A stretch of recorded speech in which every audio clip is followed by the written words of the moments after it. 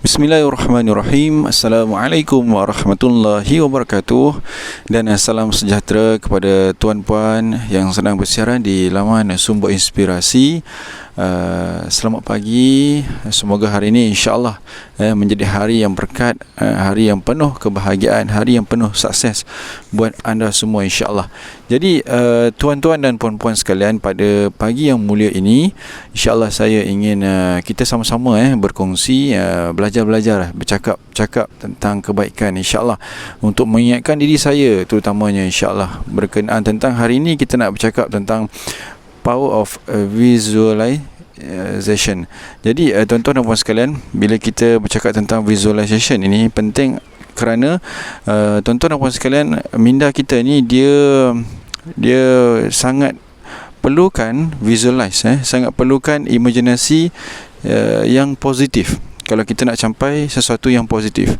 Yang menjadi masalahnya adalah bila kita tak kontrol visualize kita tak kontrol imajinasi kita. Itu sebab kadang-kadang kita tak sangka, oh kenapa aku takut sangat, kenapa aku berdebar sangat.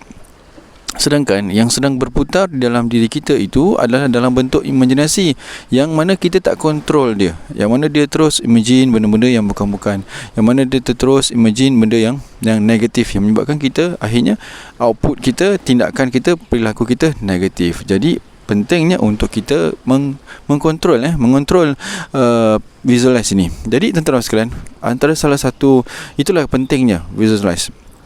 Pernah tak kita lepas ni kan, kita cuba duduk-duduk, kita tengok apa yang kita terbayangkan. Itulah yang akan menentukan mood kita apa hari tu. Jadi kalau kita nak mood yang baik, tentu kita perlu bayang yang baik dengan tanya diri kita apa yang kita nak. Tentunya apa yang kita nak itu perlu ada kaitan dengan sukses ataupun dengan kisah-kisah ataupun pencapaian-pencapaian yang positif. Bukan kita nak benda yang contoh yang selalu berlaku kesilapannya adalah bila kita contoh kita nak sukses dalam kewangan, dalam ekonomi. Okey, apa yang anda nak? Oh, saya nak bayar hutang-hutang segala yang saya ada. Bukannya salah, tetapi kalau kita nak guna konsep power of visualisasi ni, kita kena bayangkan sesuatu yang kita nak. Kalau kita bercakap tentang kewangan, jangan kita cakap oh saya nak bayar segala hutang-hutang saya.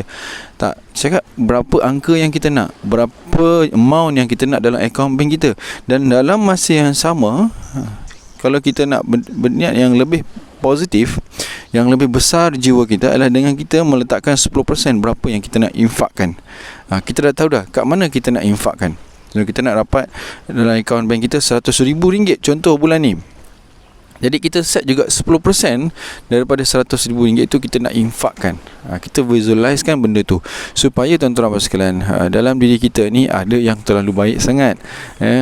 Jadi boleh jadi kita sukar untuk letakkan angka sebut. Mungkin sebab nanti kita rasa macam dah RM100,000 dah kaya sangat, nanti orang nak kejar kita lah. Tiba-tiba orang yang tak nak tegur kita lah. Nanti orang mudah tipu kita lah. Jadi mungkin ada sebahagian diri kita yang akan kata begitu, menyebabkan kita rasa susah nak, kita rasa tak nak dapat RM100,000 tu. Tapi bila kita letakkan ada 10% daripada apa amount yang kita nak itu, maka kita akan memupuk semangat kita untuk buat benda yang lebih baik. Sebab kita nak dapat RM100,000 sebab kita nak infak RM10,000.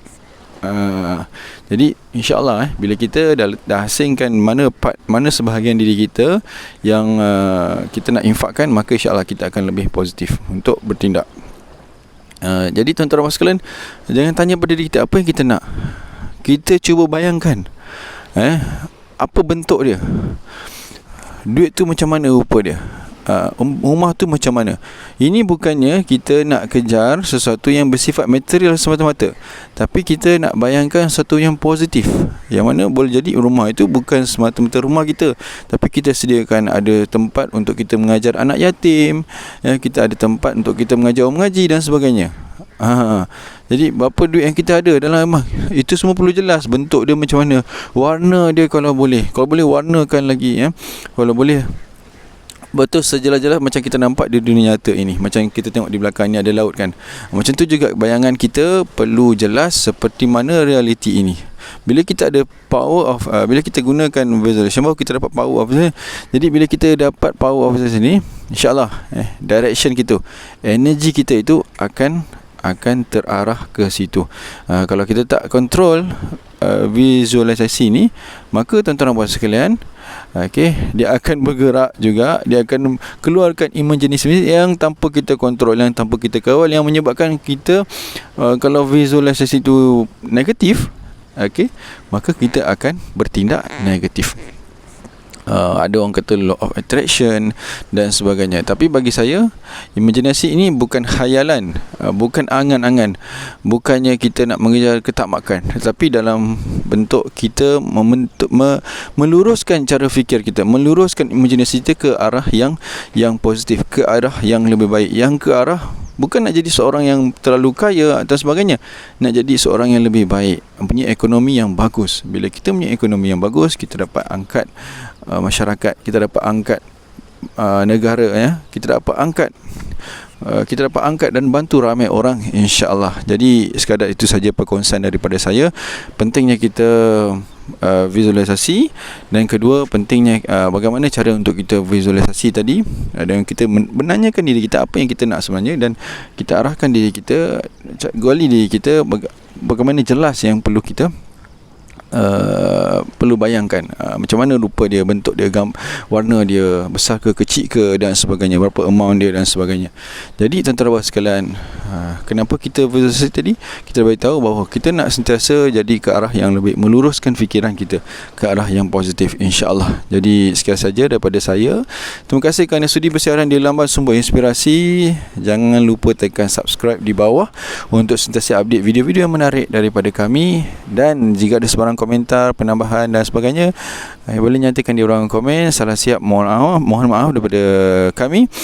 Terima kasih kerana sudi menonton. Assalamualaikum warahmatullahi wabarakatuh, dan salam sejahtera. Kami semua sentiasa doakan agar anda sentiasa bahagia, berjaya di dunia dan juga di akhirat, insya-Allah. Bukan anda saja, semua orang di sekeliling anda, semua ahli keluarga anda, insya-Allah. Assalamualaikum.